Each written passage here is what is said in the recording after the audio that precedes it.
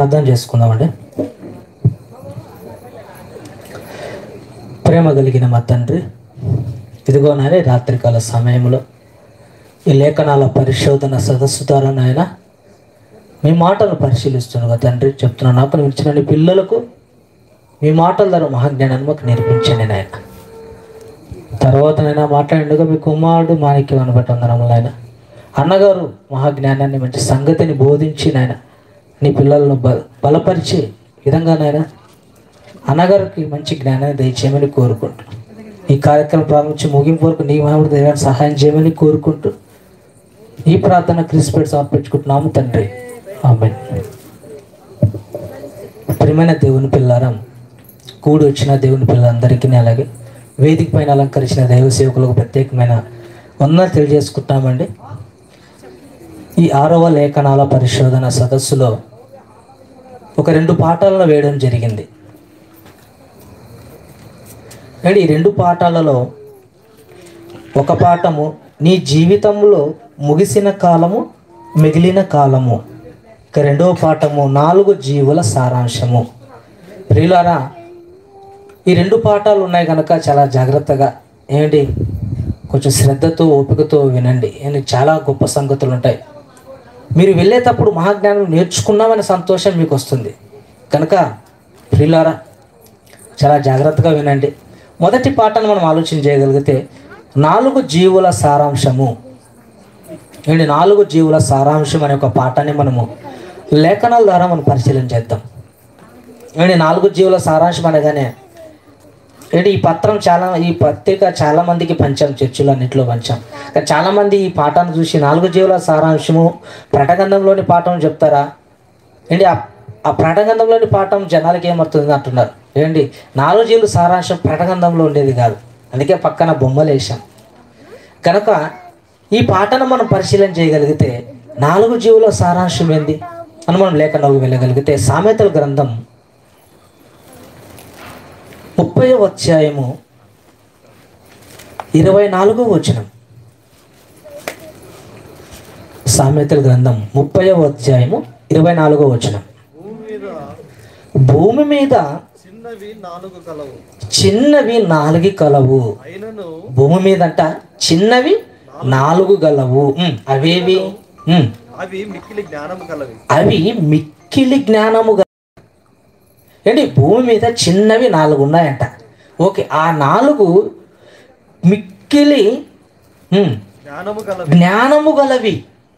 అంటే ఒక 4 జీవులు ఉన్నాయి, ఆ జీవులు భూమి మీద ఉన్నాయి, వాటికంట జ్ఞానము ఉందంట. ఆ 4 జీవులు ఏవో జ్ఞానం కలిగి జీవులు ఏవో వివరిస్తూ చెప్తున్నాడు. ఏమంట 4 జీవులు? 1 చీమలు, బలము లేని జీవులు అయినను అవి వేసవిలో తమ ఆహారమును సిద్ధపరచుకొనును. ఏంటి మొదటి జీవి భూమి మీద చిన్నవి 4 జీవులు ఉన్నాయన్నాడు. ఆ 4 జీవులంట జ్ఞానము గల జీవులంట. ఇంతక జీవులు ఏమంటే చదువుతూ వెళితే 1 చీమంట, 2వది చిన్న కుందేలు, బలము లేని జీవులు అయినను అవి పేట సందులలో నివాసము కల్పించుకొనును. 2వ జీవి పేరు చిన్న కుందేలు.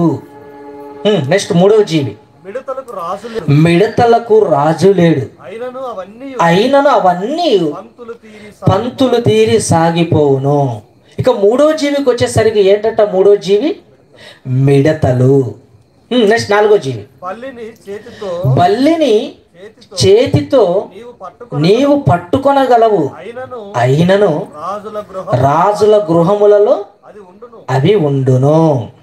ఏమండి 4 జీవులు ఏవేవని మనం చదువుకుంటూ వచ్చామంటే 1 చీమలు, 2 చిన్న కుందేలు, 3 మిడతలు, 4 బల్లి. ఇవ్వండి 4 జీవులు భూమి మీద చిన్నవి గలవి, ఆ చిన్నవి మహా జ్ఞానము గలవి అన్నాడు. 4 జీవుల గురించి పరిశీలన చేద్దాం. దేవుడు ఎందుకు ఈ 4 జీవుల్ని జ్ఞానము గల జీవులు అన్నాడు?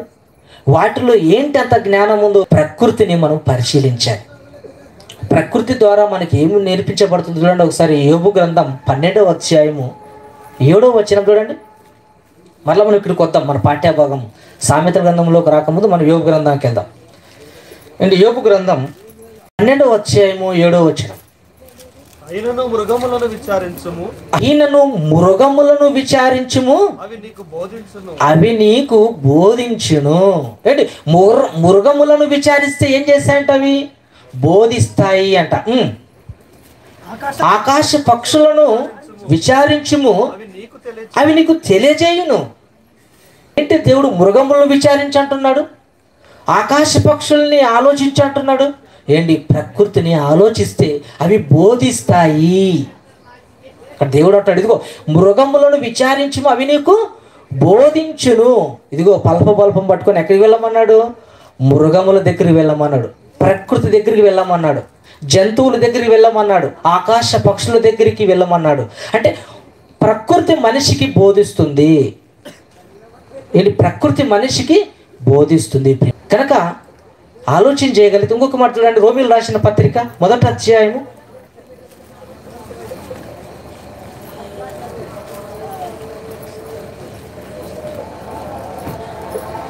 1వ అధ్యాయము రోమీయులు రాసిన పత్రిక 1వ అధ్యాయము 20వ వచనం. ఆయన అదృశ్య లక్షణములను అనగా ఆయన నిత్యశక్తియు దేవత్వమును జగదుత్పత్తి మొదలుకొని సృష్టింపబడిన వస్తువులను ఆలోచించుట వలన తేటపరచబడుచున్నది. ఇదిగో ప్రకృతి సృష్టిని ఆలోచిస్తే దేవుని యొక్క అదృశ్య లక్షణాలు కనపడతాయి. కనుక ప్రకృతిని మనం పరిశీలిస్తే దేవుని యొక్క లక్షణాలు, దేవుని మనసు మనకు బయలుపడుతుంది. సృష్టిని పరిశీలిస్తే ఈ సామెత గ్రంథంలో రాయబడిన 4 జీవుల సారాంశం. ఆ 4 జీవులు వాటి జ్ఞానము గలదన్నాడు, అవి చిన్న జీవులు అన్నాడు. ఏంటి ఆ చిన్న జీవులకున్న జ్ఞానం ఏంటి? ఆ జీవుల ద్వారా మనం నేర్చుకోవాల్సిన పాఠం ఏంటి? సామెత గ్రంథంలో మనం వచ్చిన పాఠ్యభాగంలోనికి ఆ 4 జీవుల గురించి, ఒక్కొక్క జీవి గురించి మనం ఆలోచన చేద్దాం. మొదటి జీవి ఏంటంట? చీమలు. చదవండి చీమల గురించి. చీమలు బలము లేని జీవులు. ఏమండి? చీములు అంట వాటికి ఏమీ లేదు, బలము లేని చీములు. అయినను అవి వేసవిలో తమకు ఆహారమును సిద్ధపరచుకొనును. 4 జీవులు. మొదటి జీవి చీమ గురించి మనం పరిశీలన చేయగలిగితే, చీమకున్న క్యారెక్టర్, దానికున్న గుణగణాలు మనం పరిశీలన చేయగలిగితే 2 క్యారెక్టర్లు ఉన్నాయి దానికి, 2 గుణగణాలు ఉన్నాయి. ఏమిటో తెలుసా? ఒకటి, ఆ చీమలకు క్రమశిక్షణ ఉంది. ఏముందండి? చీమలకు క్రమశిక్షణ ఉంది. ఏంటి? ఎక్కడికైనా బయలుదేరిని లైన్గా వెళ్తాయా తప్ప గుంపులుగా వెళ్తాయా? వెళ్ళవు. అప్పుడప్పుడు బస్ స్టాండ్లో కానీ, రైల్వే స్టేషన్లో కానీ, బస్ స్టాండ్లో మీరు గమనిస్తే బస్సుల మీద ఆ డోర్ కాడ చీమల బొమ్మలు వేసి క్యూ పాటించండి అని ఉంటుంది. ఏముంటుంది? చీమల బొమ్మలు వేసి క్యూ పాటించండి. అదే మీకు ఎలాగో క్యూ పాటించరు, చీమలు చూసారా బుద్ధి తెచ్చుకోండి అంటారు. అంటే చీమలకు ఏముంది? క్రమశిక్షణ ఉంది. ఏంటి? అవి లైన్గా వెళ్తాయండి, గుంపులు అవి వెళ్ళవు. మనం వెళ్తామండి గుంపులు బస్సు వచ్చిందంటే చాలు గుంపులు నా సీటు అని తోచుకుంటూ గుంపులుగా వెళ్తాం. కానీ చీమల కంట క్రమశిక్షణ ఉంది. ఏమండి? క్రమశిక్షణ. ఇక రెండవది ఆలోచన చేయగలిగితే, అవి వేసవి కాలములో తమ కొరకు ఆహారాన్ని సిద్ధపరచుకుంటుంది. ఏంటి? చీమలకున్న రెండవ క్యారెక్టర్ ఏంటి తెలుసా? ముందు చూపు, భవిష్యత్తు ఎరిగి వేసవి కాలంలోనే తమ కొరకు ఆహారాన్ని సమకూర్చుకుంటాయి. ఏంటి? వర్షాకాలం వచ్చిందనుకో, వేసవికాలం తర్వాత వచ్చేదే వర్షాకాలం. ఆ వర్షాకాలంలో వర్షానికి చీమలు ఆహారాన్ని సమకూర్చుకోలేవండి. ఒక చినుకు పడితే ఆ చినుకులో కొట్టుకొని పోతాయి చీమలు. బ్రతికే అవకాశం తక్కువగా ఉంటుంది. కనుక వాటికున్న ఆలోచన తెలుసా? ఇదిగో వర్షాకాలం రాకమునిపే ఈ వేసవి కాలంలోనే ఆహారాన్ని సమకూర్చుకోవాలి అని ఒక ముందు చూపు ఉంది చీమలకు. చీమలకు అది ఉండే చీమ ఎంత? అవి చిన్న జీవి. అంటే దేవుడు ముందుగా రాయించాడు చిన్న జీవి, ఆ జీవికి జ్ఞానము గలదు అన్నాడు. ఏంటండి ఆ చీమ? చిన్న చీమ చేతిలో పట్టుకుంటే నలిగిపోతుంది. దాని తలకాయ ఎంత ఉందో దాని మనకే తెలియదు. చూస్తే కానీ భూతద్దం పెట్టి చూస్తే కానీ మనకు తలకాయ దొరకదు. ఆ చిన్న తలకాయలో మెదుడుకు ఏంటంటే ఇంత ఆలోచన, భవిష్యత్తు ప్రణాళిక. ఏంటి భవిష్యత్తు, రానున్న కాలం, వర్షాకాలం కనుక ముందుగానే ఆహారాన్ని సిద్ధపరచుకోవాలి అని బయలుదేరుతాయండి అవి. గనక చీమలు చూసి ఏం నేర్చుకోమన్నాడు? క్రమశిక్షణ. రెండవది ముందు జాగ్రత్త. ఏంటి ముందు జాగ్రత్త? సామెతల గ్రంథంలో 6వ వచనం,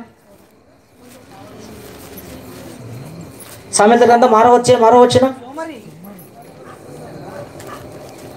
సోమరి చీమల ఎద్దుకు వెళ్ళుము, వాటి నడతలను కనిపెట్టి జ్ఞానము తెచ్చుకో. వాటికి న్యాయాధిపతి లేకున్నను, పై విచారణకర్త లేకున్నను, అధిపతి లేకున్నను వేసవి కాలమందు ఆహారమును సిద్ధపరచుకొనును, ధాన్యం కూర్చుకొనును. చీమలు చూసి ఇగో క్రమశిక్షణ. ఏంటి వాళ్ళకు మనకున్నట్లుగా పోలీసులు, కోర్టు, న్యాయాధిపతి, విచారణకర్త ఏమండి వీళ్ళందరూ మన దగ్గర ఎవరు మనకున్నట్లుగా చీమలకు ఉండవు. ఒక చీమ కట్టి పెట్టుకొని నేను పోలీసు లైన్గా వెళ్తావో లేదా నేను జైల్లో వేస్తాను, అలాంటి పరిస్థితులు ఏమి చీమల దగ్గర ఉండవండి. న్యాయాధిపతి లేకుండా క్రమశిక్షణగా వెళ్తాయండి అవి. క్రమశిక్షణ మనకున్నారు, పోలీసులు ఉన్నారు. మనుషులు ఎందుకు ఉన్నారంటే మనిషి ప్రవర్తన చెడిపోయింది కనుక కంట్రోల్ చేయడానికి అధికారులు ఉన్నారు. కనుక చీమలు చూసి మనము ఏం నేర్చుకోవాలంటే క్రమశిక్షణ నేర్చుకోవాలి. రెండవది ముందు చూపు. వర్షాకాలం రానున్న కాలం, వర్షాకాలం కనుక ముందుగానే ఈ వేసవకాలంలో ఆహారం సిద్ధపరచుకోవాలని ముందు జాగ్రత్త ఉన్నాయండి. అలాగే మనం కూడా రానున్న జీవితం, మరణం తర్వాత వచ్చే జీవితాన్ని గురించి ఆలోచన చేసి ముందుగానే పరలోకం వెళ్ళాలంటే భూమి మీద ఏ పనులు చేస్తే మనం పరలోకం వెళ్తాము, అక్కడ మనం దేవుని యొద్ద ఉండాలంటే ఈ భూమి మీద ఏ కార్యక్రమాలు చేస్తే అక్కడికి మనం వెళ్తామని ఒక ముందు సిద్ధపాటు కలిగి మనం జీవించాలి. ఇక రెండో జీవి ఏంటి? 4 జీవులు, మొదటి జీవి గురించి ఆలోచన చేసాము. ఇక రెండో జీవి గురించి చూడండి. చిన్న కుందేలు. ఏంటి ఆ కుందేలు అంటే? చిన్ని కుందేలు అంటే కుందేలు చూడగానే ఎంతో మంది ఇష్టపడతారు. అది చిన్నగా, అది తెల్లగా, చూడడానికి చాలా ఇష్టంగా ఉంటుందండి కుందేలు. ఆ కుందేలు చూసి ఏం నేర్చుకోమని చూడండి. చిన్న కుందేలు బలము లేని జీవి అయినను అవి పేటు సందుల నివాసము కల్పించుకొనును. ఎక్కడంట నివాసము? ఆ చిన్న కుందేలు ఎక్కడికంట నివాసంలో వెళ్తుంది? పేటి సందులు అంటే బండల సందుల్లోనికి వెళుతుంది కుందేలు. ఎందుకు బండ సందుల్లోకి వెళ్తుంది? ఎందుకంటే ఏంటి క్రూర మృగాలు ఉన్నాయి కొన్ని. ఆ క్రూర మృగాల నుండి రక్షించుకోవడానికి అది ఎక్కడికి వెళ్తుంది తెలుసా? బండ సందులోనికి వెళ్ళి రక్షించుకుంటుంది. క్రూర మృగాలు ఉన్నాయండి అడవులు, ఎన్నో క్రూర మృగాలు ఉన్నాయి, మాంసం తినే క్రూర మృగాలు. ఉదాహరణ సింహాన్ని తీసుకుంటే, సింహం అని కుందేలు చూడగానే గమ్మునుంటుందా? త్వరగానే తినేస్తుంది. కనుక ఈ సింహం నుండి, ఈ క్రూర మృగం నుండి నా ప్రాణాలను రక్షించుకోవాలి కనుక ఎక్కడికి వెళ్తుంది? అది బండ సందుల్లోనే వెళ్తుంది. ఇంకొక మాట చూడండి, కీర్తన గ్రంథం 104వ అధ్యాయము 18వ వచనం. త్వరగా అండి, కీర్తన గ్రంథం 104:18. గొప్ప కొండలు కొండ మేకలకు కుందేలుకు బండలు ఆశ్రయస్థానములు. ఏంటి కుందేలు కంట ఆశ్రయస్థానం ఏది? బండలు. తన ప్రాణాన్ని రక్షించుకోవడానికి బండ సందులోనికి వెళ్ళి దాక్కుంటుంది క్రూర మృగం నుండి రక్షించుకోవడానికి కుందేలు. దాన్ని చూసి మనం ఏం నేర్చుకోవాలి ఆలోచన చేయగలిగి. ఒక క్రూర మృగం నుండి రక్షించుకోవడానికి ఎలా బండ దగ్గరికి వెళ్ళి ఆశ్రయం కలిగి ఉంటుందో అలాగే సమాజంలో ఏంటి మన మధ్య అపవాది గర్జించు సింహం వలె ఎవరిని మెరుగుదా అని భూమి మీద తిరుగుతూ ఉన్నాడు. ఆ క్రూర మృగం నుండి మనము రక్షించుకోవాలి. ఆ క్రూర మృగం నుండి మనం రక్షించుకోవాలి. అయితే మనం ఎక్కడికి వెళ్ళాలా రక్షించుకోవడానికి? కుందేలైతే బండ దగ్గరికి వెళ్ళింది, రక్షించుకుంది. మనం ఎక్కడికి వెళ్ళాలి? యేసు దగ్గరికి. అందుకే యేసుక్రీస్తు వారి గురించి మాట్లాడుతూ ఒక బండతో, ఒక రాయితో ఆయన పోల్చారు. అలాగే పేతురు రాసిన పత్రిక ఒకసారి దానికంటే ముందు యాకోబు 1:27. యాకోబు గ్రంథం 1:27. తండ్రి అయిన దేవుని ఎదుట తండ్రి అయిన దేవుని ఎదుట పవిత్రమును నిష్కలంకమునైన భక్తి ఏదనగా దిక్కులోని పిల్లలను విధవరాండ్లను వారి ఇబ్బందులు పరామర్శించుచు ఇహలోక మాలిన్యమును మనకు అంటకుండా తన్ను తాను కాపాడుకోవాలి. ఏమండి, ఇకలోక మాలిన్యాన్ని అంటకుండా నువ్వు కాపాడుకోవాలి.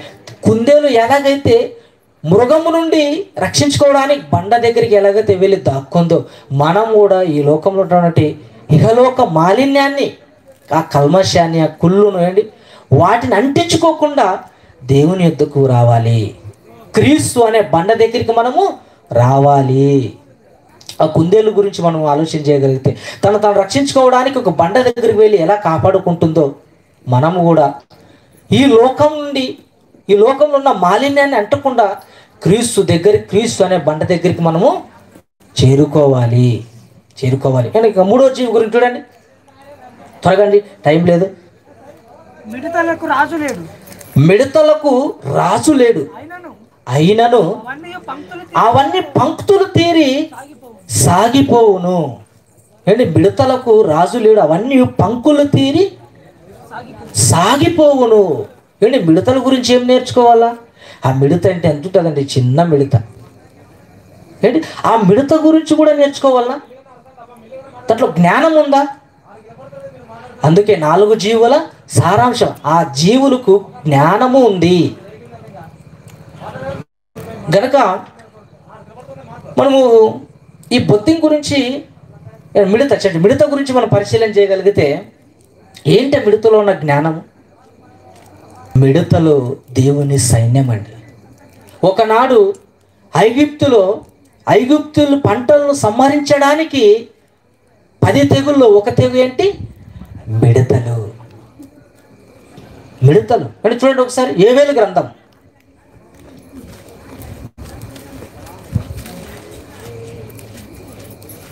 2:25.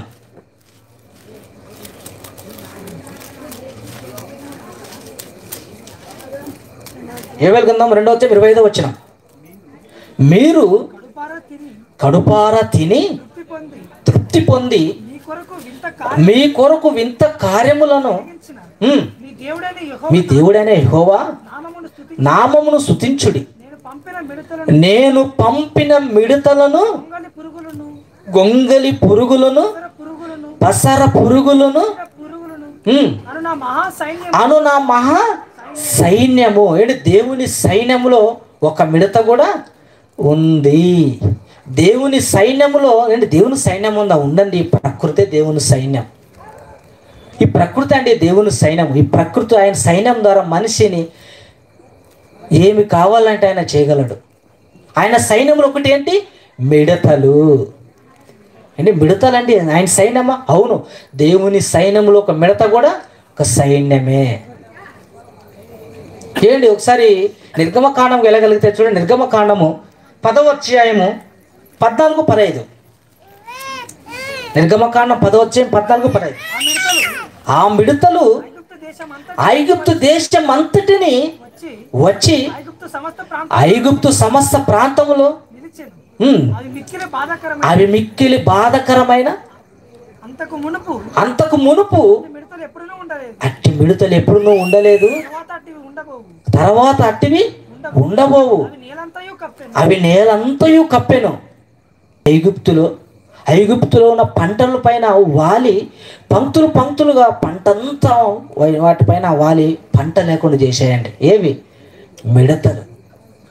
ఎందుకు అలా చేశాయి? ఇప్పుడు ఐగుప్తులు దేవుని పిల్లల్ని, ఇశ్రాయేలుని బాధ పెట్టారండి. వాళ్ళ కష్టాన్ని దోచుకున్నారండి, కన్నెలు తెప్పించారండి. ఐగుప్తి వాళ్ళు ఇశ్రాయేలుని ప్రజల్ని హింసించారు. అందుకే దేవుని పిల్లలు హింసించిన ఈ ద్రోహులను, వీళ్ళను సైన్యము ద్వారా సంహరించాలనుకున్నాడండి. తన సైన్యాన్ని పంపించాడు, మిడతలను పంపించి ఐగుప్తులు పంటలు మొత్తాన్ని నాశనం చేయించాడు. మిడత దేవుని సైన్యం. ఈ ఐగుప్తులు విరోధులు అండి, దేవునికి విరోధులు. ఇశ్రాయేలు ప్రజలు హింసించిన వాళ్ళు. ఆ విరోధులకు ఆ విరోధుల్ని అంతం చేయడానికి తెగులు పంపించాడు. అందులో మిడతలు. ఆలోచన చేయగలిగితే దేవుని సైన్యంలో మిడత అయితే ఆ మిడత దేవుని పక్షాన దేవుని విరోధంలో హతమార్చడానికి బయలుదేరాయి.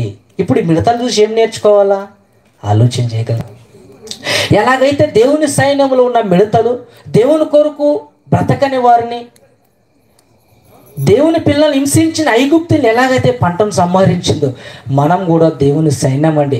మనం కూడా ఎలా ఉన్నదో తెలుసా? ఈ మిడతలాగా దేవునికి నచ్చని వారిని, దేవునికి విరోధుల పైన ఎలాగైతే మిడతలు యుద్ధము చేసాయో, మనం కూడా క్రీస్తు విరోధుల నిమిత్తము యుద్ధము చేయాలి.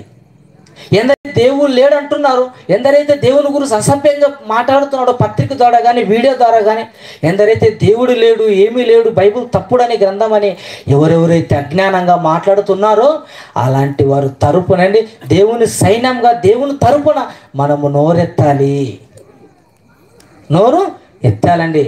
ఏంటి 21 శతాబ్దంలో జయశాల శ్రీ పీడిస్తుందవాడు తప్ప ప్రపంచంలో ఎవరు కనపడరండి. బైబిల్ కాదన్నవాడు కానీ, బైబిల్పై హింసించిన వారు కానీ, యేసుక్రీస్తు దేవుడు కాదన్నవాడు కానీ, ఎవరైతే దేవుని గురించి అసభ్యంగా మాట్లాడుతున్నారో, ఎవరైతే దేవుని గురించి సవాల్తో కూడి మాట్లాడుతున్నారో వాళ్ళందరినీ కొమ్ములు విరిచే ఒకే ఒక్కడే జయశాలి పీడిస్తున్నారు. ఆయనండి. బైబిల్ గురించి కానీ దేవుని గురించి కానీ ఏమన్నా ఒప్పుకోడండి, తట్టుకోలేడు ఆయన. ఎవరి మీదకైనా వెళ్తాడు బైబిల్ చేత పట్టి. దేవుని సైనికుడు అండి జయశాలి గారు. మనం కూడా బైబిల్ నేర్చుకున్న మనం కూడా దేవుని సైన్యములు మనం కూడా ఉండాలి. క్రీస్తు విరోధుల్ని ఎదిరించాలి. ఒక మిడత ఎలాగైతే దేవుని మాటకు లోబడి దేవుని విరోధులైన శత్రువులపై ఎలా యుద్ధానికి వెళ్ళాయో, మనము కూడా దేవునికి సహించిన వారు, దేవునిపై దూషిస్తున్న వారి నిమిత్తము మనం కూడా దేవుని సైన్యం వలె దేవుని తరపున యుద్ధం చేయాలి బైబిల్ చేత పట్టి. కనుక ప్రియమైన కీర్తన గ్రంథం 94:16 94:16 దుష్టుల మీదికి నా పక్షమున ఎవడు లేచును? నేను దుష్టుల మీదికి నా పక్షమున దేవుడైనా నా పక్షమున ఎవరు లేచును అంటే, దేవుని పక్షమున నువ్వు సైనికుడిగా లేవాలి, నిలబడాలండి దేవుని పక్షాన. బైబుల్ కాదన్న వాడిని ముందు నిలబడాలి. కానీ 4 జీవులలో మనం ఆలోచన చేసినాం మిడతల గురించి. 4వ జీవి గురించి చూడండి, ముగించుకుందాం. 4వ జీవి ఏంటండి? మొదటి జీవి చీమల గురించి ఆలోచన చేసినాం, 2వ జీవి కుందేల గురించి ఆలోచన చేసినాం, 3వ జీవి మిడతల గురించి ఆలోచన చేసినాం. ఇక 4వ జీవి చూడండి, బల్లిని చేతితో పట్టుకొనగలవు, అయినను రాజుల గృహములలో అది నివసించదు. ఏంటి బల్లి గురించా? ఏంటి బల్లిని చూడగానే భయపడతాం, బల్లి అంటాం. ఆడవాళ్ళు అయితే మరీ ఎక్కువ భయపడతారండి. మగవాడు అయితే ధైర్యంగా వెళ్ళి పట్టుకుంటాడు, కానీ ఆడవాళ్ళు అయితే భయపడతారు. నువ్వు చేతితో పట్టుకుందువు అన్నాడు అంటే బల్లి చేతులతో పట్టుకోగలము, ఇబ్బంది ఏం లేదు. మనం బల్లిని చూసి భయపడతాం, కానీ చైనా వాడు బల్లిని చూసి అబ్బాన్ని లెక్కలేస్తాడు. ఏమండి, బల్లిని చూసి మనం భయపడతాం, కానీ చైనా వాడు బల్లిని చూసి మటన్ దొరికినట్లు మనకి ఆ బల్లి తీసుకుని అలాగే నోట్లో వేసుకుంటాడండి. బల్లిని నువ్వు చేతితో పట్టుకొనగలవు, కానీ అది రాజుల గృహములో. బల్లి అంటే ఎక్కడుంటుందంట? అది రాజుల గృహములో ఉంటుందా? అవునండి. బల్లి గురించి ఏ ఒక్కరు ఆలోచించారు ఎవరే కానీ. అప్పుడప్పుడు మనం అంటామా, మా ఇంట్లో బల్లిలు ఎక్కువ ఉన్నాయండి, ఆ బల్లి పోవాలంటే ఏం చేయాలంటామా? ఎవరు పట్టించుకోరు బల్లి గురించి. కానీ ఎలకలు ఎక్కువైనా అనుకో, ఏమండి కప్పలు వచ్చాయనుకో, వీటి గురించి ఆలోచన చేస్తాం. ఎలకలు దండి అయిపోయారా, ఏం చేద్దామని ఆలోచన చేస్తాం. కానీ ఏ ఒక్కరు బల్లి గురించి ఆలోచించారు. ఎందుకు బల్లి గురించి ఆలోచించారు? బల్లి పట్టించుకోరు, ఉంటే ఉండిలంట. ఏమండి బల్లి గురించి ఎవరైనా పట్టించుకున్నారండి? ఏ ఒక్కరైనా పట్టించుకోం. బల్లి గురించి పట్టించుకోమండి. అది అర్హత లేనిది, దాని గురించి పట్టించుకునేంత దానికి లేదు. అది ఎక్కడుంటుందంట? రాజుల గృహములో ఉంటుంది. ఏంటి రాజు అనుకుంటే బల్లి లేకుండా చేయగలడా? లేడా? చేయగలడు. రాజు అనుకుంటే బల్లి ఇంట్లో లేకుండా చేయగలడా? చేయగలడు. కానీ రాజు వదిలేస్తున్నాడు, పోనీలే, దయ చూపిస్తున్నాడు. బల్లే కదా. ఏంటి రాజు దయ వల్ల ఎక్కడుంటుంది? అది రాజు గృహంలో ఉంటుంది. ఎన్నిక లేదండి బల్లి. దాని గురించి మనం ఏం నేర్చుకోవాలా? నేను ఒక ఎన్నిక లేని బల్లే రాజు గృహంలో రాజు కనికరము ద్వారా తన గృహంలో ఉంటుంది. అలాగే మనము కూడా ప్రియచుకుని తెలుసా, మనకు కూడా ఎన్నిక లేని వారం అండి, మనకు కూడా యోగ్యులం కానివారం అండి, అయోగ్యులం. మనం దేంట్లో అండి మనం గొప్పవాళ్ళం చెప్పండి? దేవునిలో దేంట్లో మనం గొప్పవాళ్ళం? దేంట్లో లేవండి. దేవుడు తన కుమారం ద్వారా ఎన్నిక లేని మనల్ని, తన కుమారుని పంపించి తన రక్తాన్ని కాచి మన పాపాలను కడిగేశాడండి. దేవుడు కడిగించుకున్నాడు. నిజంగా ఏ ఎన్నిక లేని మనల్ని దేవుడు పరలోకానికి అర్హులం అంటే నిజంగా మన అదృష్టవంతులమా కాదా? అదృష్టం ప్రియమైన దేవుని పిల్లరా, అదృష్టం. చూడ ఒక మాట చూడండి, ఎఫెసీయులకు రాసిన పత్రిక 2వ అధ్యాయం 8వ వచనం ముగించుకుందాం. ఎఫెసీయులకు రాసిన పత్రిక 2వ అధ్యాయము విశ్వాసము ద్వారా కృపచేతనే రక్షింపబడి ఉన్నారు. కృపచేతనే రక్షింపబడి ఉన్నారు. నీ వలన కలిగినది కాదు, కృపచేతన నీ వల్ల కలిగింది కాదయ్యా, అది దేవుని వరమే. దేవుని వరమేది. కృపచేత దేవుని వలన మనం రక్షించబడ్డామండి. ఎన్నిక లేని వారం దేవుని దయ వల్ల, దేవుని కనికరం ద్వారా మనము ఈరోజు ఇక్కడ మీటింగ్లో ఉన్నామంటే దానికి కారణం దేవుని దయ, కృపచేతనే కానీ మన వల్ల కాదండి. దేవుని దయ వల్ల ఆయన కుమారుని ద్వారా మనం రక్షించబడ్డాం.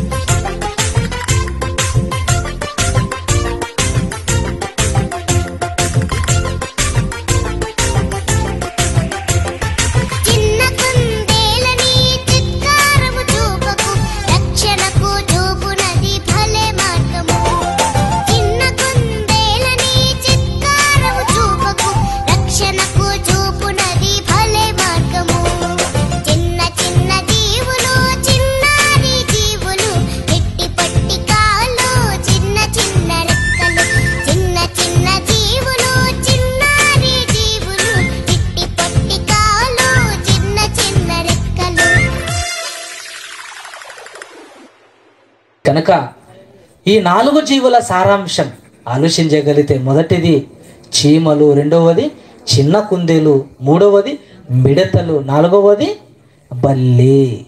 కనుక ప్రియమైన దేవుని పిల్లరా, భూమి మీద చిన్నవి గలవి, అవి జ్ఞానము గలది.